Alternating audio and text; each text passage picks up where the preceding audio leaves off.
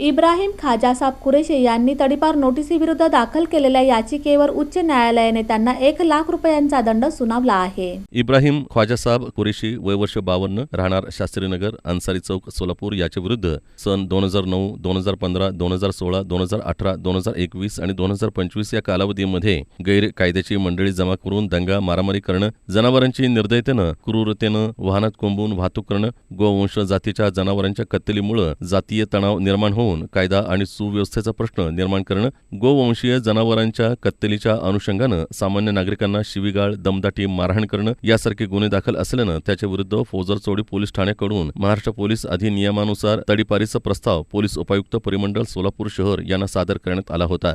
या प्रस्तावाची चौकशी सहाय्यक पोलीस आयुक्त विभाग 1 यांच्याकडे देण्यात आली होती. सहाय्यक पोलीस आयुक्त विभाग 1 यांनी इब्राहिम कुरेशी यांना प्रस्तावाच्या अनुषंगानं नोटीस दिली होती. इब्राहिम ख्वाजासाब कुरेशी यांनी या नोटीसीविरुद्ध उच्च न्यायालय मुंबई इथं रिट पिटिशन दाखल केलं होतं. दरम्यान उच्च न्यायालय मुंबई यांनी रिट पिटिशन दाखल करणारे इब्राहिम ख्वाजासाब कुरेशी यांनी याचिका दाखल करताना वस्तुस्थिती लपवून उच्च न्यायालयाची दिशाभूल केली. तसंच उच्च न्यायालयाच्या अमूल्य वेळेचा अपव्यय केल्याप्रकरणी इब्राहिम ख्वाजासाब कुरेशी यांना 1 लाख रुपयांचा दंड ठोठावून ही रिट पिटिशन फेटाळली आहे.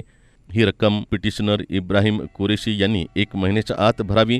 ही रक्कम मुदतीत न भरल्यास जिल्हाधिकारी सोलापूर हे महाराष्ट्र जमीन महसूल कायद्यान्वये कारवाई करून त्यांच्याकडून दंड वसूल करतील असा आदेश देण्यात आला आहे.